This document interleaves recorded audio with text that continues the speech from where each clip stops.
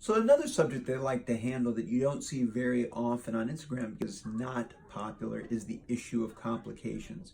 It's a painful and difficult issue to deal with, both with my own complications that I have or with those that I have to deal with from seeing or managing other physicians' complications.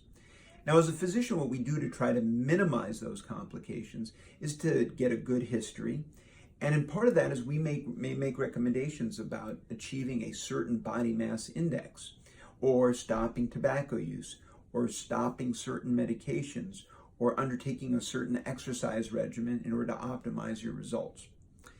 As a person who's always learning, I love to attend M&M, which is Morbidity and Mortality Conference. That's where I learn from my own mistakes and from others' mistakes, and we learn to try to minimize those.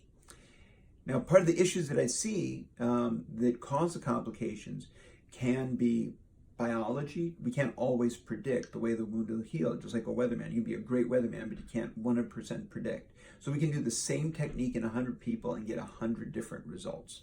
The other thing can be product failures. Sometimes an implant can fail, sometimes fillers can fail, sometimes a person can have a bad reaction to a perfectly good product. It's not 100% predictable despite numerous research studies that show that it's safe and effective.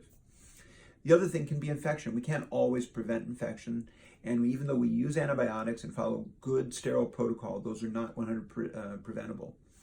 The last issue is costs. Costs are always a touchy subject. And while expecting a refund may not be 100% normal, usually most surgeons will work with you to minimize those costs, such as doing them in their OR.